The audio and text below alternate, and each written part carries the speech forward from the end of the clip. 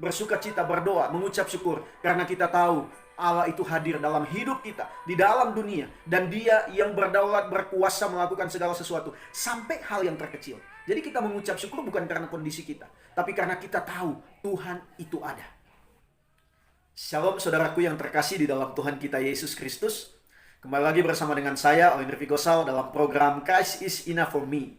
Saudaraku, apapun kondisi yang kita alami hari ini, mungkin sakit, mungkin kita dalam kondisi yang berduka, mungkin kita dalam kondisi mengalami masalah yang berat, hampir membuat kita putus asa, hampir membuat kita menyerah. Tapi saya mau katakan, mari kita datang kepada Tuhan Yesus. Karena Dia adalah sumber kekuatan, pengharapan, dan penghiburan bagi kita semua. Saudaraku, pagi hari ini saya mau berbagi kebenaran firman Tuhan bagi kita. 1 Tesalonika pasalnya yang kelima, ayatnya yang ke-16 sampai ayat 18. Yang pertama di sana ayat 16 dikatakan, bersukacitalah senantiasa. Saudaraku, kita harus tahu bahwa sukacita itu bukan berasal dari manusia. Dunia ini tidak dapat membuat kita bersukacita. Dunia ini tidak dapat menjamin kita memiliki sukacita, nggak bisa, saudara. Karena itu sukacita yang dimiliki oleh orang Kristen atau oleh orang percaya itu adalah buah Roh Kudus di dalam hidup kita. Galatia pasalnya yang kelima ayatnya yang ke-23 di sana sudah menjelaskan bahwa sukacita itu ada dalam hidup kita karena itu adalah buah Roh. Kapan itu ada dalam hidup kita? Yaitu pada saat kita menerima Kristus, pada saat kita mengakui Tuhan Yesus sebagai Tuhan dan Juru Selamat, dan pada saat kita menyerahkan hidup kita kepada Dia, disitulah sukacita yang daripada Tuhan Yesus tinggal tetap dalam hidup kita. Jadi tidak bisa dipengaruhi oleh apapun juga yang ada di dalam dunia ini. Mungkin terkadang kita berpikir bahwa ada orang yang mengecewakan kita dan itu menghilangkan sukacita kita. Tidak bisa, saudara. Mungkin itu membuat kita kecewa, membuat kita sedih karena orang lain melakukan hal yang tidak baik kepada kita, tapi nggak bisa menghilangkan sukacita dalam hidup kita. Itu yang pertama, saudara. Jadi merespon segala sesuatu yang terjadi dalam hidup kita, keluarga kita, ataupun dalam dunia hari ini, bagaimana COVID-19 benar-benar menyebar dengan begitu cepat, kita diminta, bahkan Alkitab mengatakan bahwa kita harus hidup tetap bersukacita. Yang kedua, saudaraku, di sana ayat 17 dikatakan tetaplah berdoa. Saudaraku, sering sekali kalau kita dalam tekanan, kalau kita sepertinya hampir putus asa, hampir menyerah, sangat sulit untuk kita berdoa. Tidak mudah. Namun dalam bagian ini, kenapa didahului dengan bersukacitalah senantiasa? Karena apa? Ketika kita benar-benar menjaga hidup kita di dalam sukacita yang sudah Tuhan berikan, yang tidak akan pernah hilang, kita akan didorong untuk menyerahkan segala sesuatunya di dalam doa kepada Tuhan. Karena memang ketika kita berdoa, kita bukan mau memaksa Tuhan. Kita bukan mau supaya kehendak kita yang Tuhan lakukan, bukan.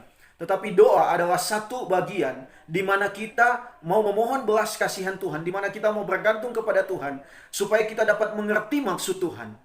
Meskipun mungkin menurut kita hal yang buruk yang terjadi di dalam dunia, dalam hidup kita mungkin, tetapi kita mau memohon belas kasihan Tuhan. Tuhan, berikan saya pengetahuan, pengertian, apa yang Tuhan mau untuk lakukan. Seperti hari ini ketika COVID-19 itu terus-menerus menyebar dengan luas.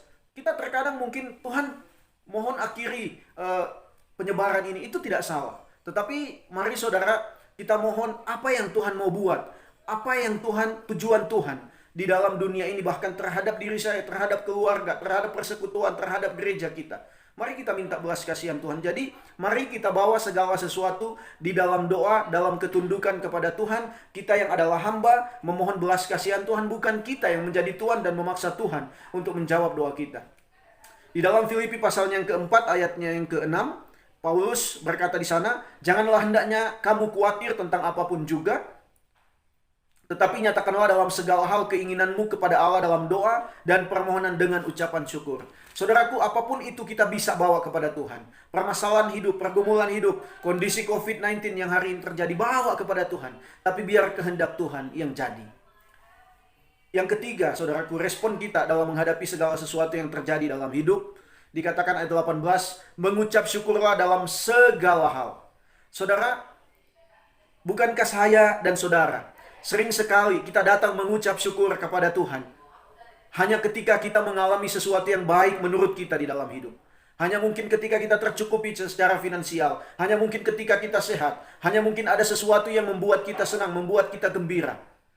Namun, apakah kita datang mengucap syukur kepada Tuhan ketika ada masalah dalam hidup, ketika ada pergumulan dalam hidup, ketika ada tekanan yang hampir membuat kita putus asa, yang membuat kita pusing, membuat kita bingung. Sering sekali kita datang menyalahkan Tuhan dan tidak mengucap syukur kepada Tuhan.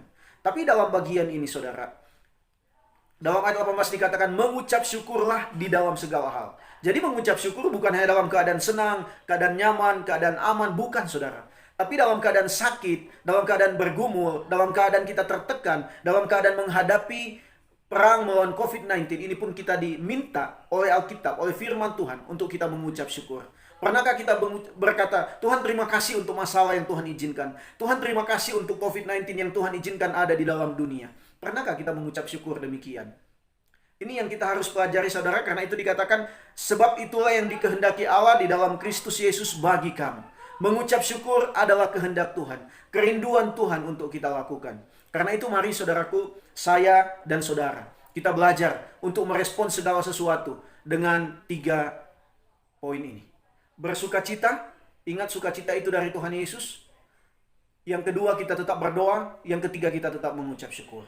Jadi kita melakukan ketiga hal ini, bukan bergantung pada kondisi, situasi yang ada di sekitar kita, bukan bergantung pada kondisi fisik kita, tetapi kita melakukan bersukacita, berdoa, mengucap syukur karena kita tahu Allah itu hadir dalam hidup kita, di dalam dunia, dan Dia yang berdaulat, berkuasa melakukan segala sesuatu sampai hal yang terkecil. Jadi kita mengucap syukur bukan karena kondisi kita, tapi karena kita tahu Tuhan itu ada.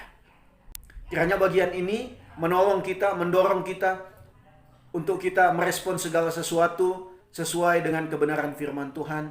Mari kita terus saling mendoakan saudara, karena memang kondisi peperangan melawan COVID-19 ini bukan sesuatu yang mudah. Tapi mari terus menerus kita saling mensupport satu dengan yang lain. Mungkin ada yang sudah kesulitan makanan, minuman. Mari kita saling berbagi. Waktunya kita untuk menjadi saksi dan terang Kristus di dalam dunia. Tuhan Yesus memberkati kita semua. Shalom.